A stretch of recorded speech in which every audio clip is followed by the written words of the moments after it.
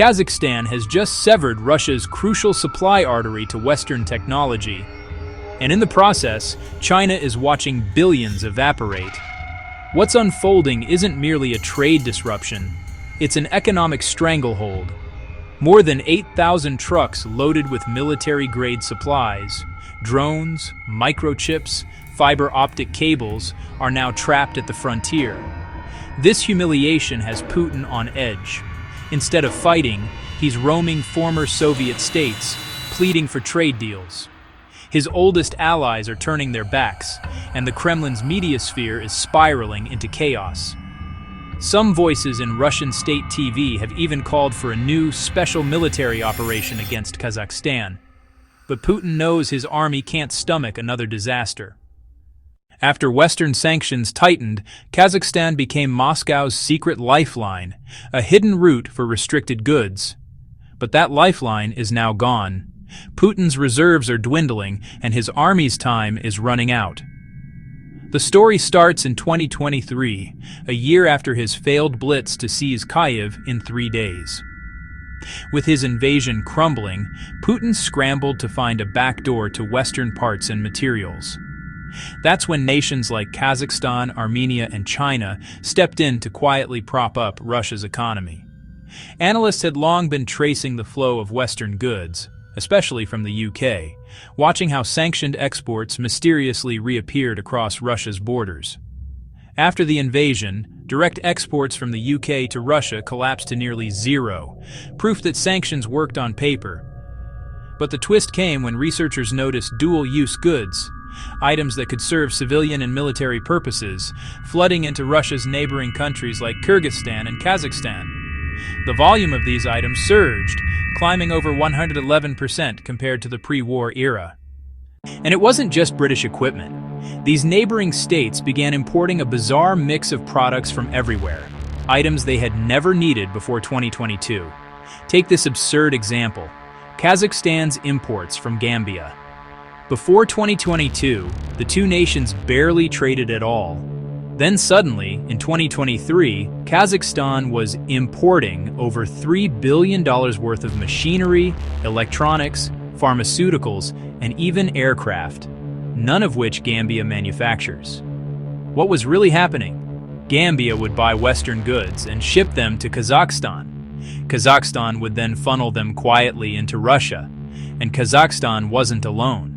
Nearly every state bordering Russia became part of this black market bridge for Western technology.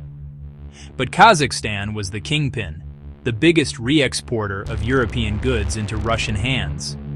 The incentive was obvious. Russia's sanctions created immense demand. Western products were scarce, and Moscow's military needed dual-use technology desperately. For Kazakhstan, it was a gold rush. They didn't need factories, only customs paperwork. Buy cheap, sell high, and collect billions. As Charlie Munger once said, "Show me the incentive, and I'll show you the result." So how do the US and EU stop this? Simple. Remove the profit motive, and that's precisely what Europe prepared to do last month. Before explaining what happened next, let's break down the term dual use. Practically anything can qualify. This microphone, that remote, even a basic calculator. A Texas Instruments calculator, for instance, contains a chip that can also guide a Russian missile. So when you picture a calculator being sold through Kazakhstan, remember that inside it lies the same microchip striking Ukrainian cities. That's why Western sanctions targeted such components, and why Russia must now smuggle them through a web of countries like Gambia, Turkey, the UAE, and Kazakhstan. Each step inflates the cost. What costs $10 in the US might cost Russia $25 by the time it reaches Moscow. The sanctions bite, but not enough. Ukrainian civilians are still dying because Moscow continues to acquire these parts. That's why Brussels began weighing secondary sanctions against Kazakhstan, punishing any country or company enabling Russia's trade. When a nation assists a sanctioned state, it risks punishment itself. Such penalties usually freeze them out of the global trade system, since almost every international transaction passes through a US bank at some point. And that's the trap. A secondary sanction means economic exile. Everyone knows it, yet enforcement has always been weak. Even Washington admitted its sanction enforcement scored barely 3 out of 10. Policing global trade in such a connected world is messy, and few governments have the willpower to push harder. But this time, the EU's warning struck a nerve in Kazakhstan. Sirens blared in Astana, and soon after, miles-long queues began forming along the Russian border. Russian outlets like Kommersant erupted, calling it unthinkable that a former Soviet ally would side with the West. Their reports revealed stunning statistics. 99% of trucks now undergo inspection, up from just 1–2% before. Dual-use shipments, anything resembling electronics, drones, or advanced components, are being turned back or confiscated outright. Technically, the border isn't closed, but the wait times are crippling, stretching into days or even weeks. For logistics, that delay is deadly. Businesses with pending contracts can't deliver, and grocery shelves in Russian towns are thinning. Some companies are shutting their doors until the crisis eases. While these are civilian hardships, the military impact looms larger. Russia's war machine relies heavily on the same dual-use imports now being blocked. For now, the army will receive priority, but the longer these checks persist, the thinner Moscow's supply lines become, and the consequences will inevitably trickle down to the front. But the crisis doesn't stop with Russia. There's another giant being hit: China. Kazakhstan's enforcement of sanctions is shattering Xi Jinping's Grand Belt and Road dream. Since its announcement in 2013, China has poured tens of billions into Eurasian infrastructure, railways, ports, and highways, with Kazakhstan as its central corridor.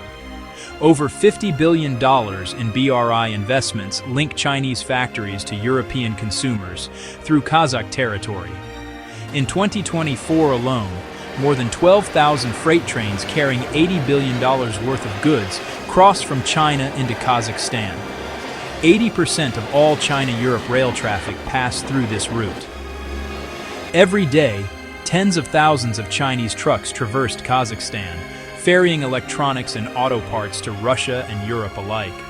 But now, that once thriving corridor has become a nightmare for Beijing. Kazakhstan's intense inspections don't just block Russian-bound goods, they're also freezing Chinese shipments. Factories in China now have millions of dollars worth of merchandise idling in trucks, stranded at the border. Every lost week means lost contracts and lost credibility. For Beijing, this feels like a silent blockade, a sudden choke in its global artery, all caused by Moscow's war. This isn't the first disruption either. Poland shut its crossings last month. Now Kazakhstan. One by one, Putin's choices are breaking the very trade networks his allies rely on. His ambitions are turning allies into liabilities. And beyond the economics lies a deeper humiliation: the collapse of fear. Once, Putin's neighbors trembled before Moscow. Now, they act without hesitation. Across Central Asia and the Caucasus, former Soviet states, Kazakhstan, Armenia, Azerbaijan, are realigning. Just weeks ago, Armenia and Azerbaijan's leaders were seen at the White House, signing peace and trade agreements with the U.S. Others are gravitating toward China, Turkey, the EU, and even Gulf nations. For them, Russia no longer represents protection, only peril. That's what made the recent summit in Tajikistan so revealing. Putin attended surrounded by leaders of former Soviet republics, but the gathering wasn't a show of unity. It was a plea for relevance. Behind closed doors, he was likely begging them to keep trade routes open, to ignore Western pressure, to stay loyal. But his words carried little weight. Russia's war has gutted its economy, hollowed its military, and shredded its global standing. The once mighty center of Eurasia has become a black hole no one dares orbit. For the first time since the Soviet collapse, Russia stands alone, its allies drifting away, its empire unraveling, and its leader trapped by his own design. And the irony? It's all self-inflicted. Putin's dream of restoring an empire has instead dismantled it. So, the question remains, what becomes of Russia's influence in Eurasia now? Drop your thoughts below.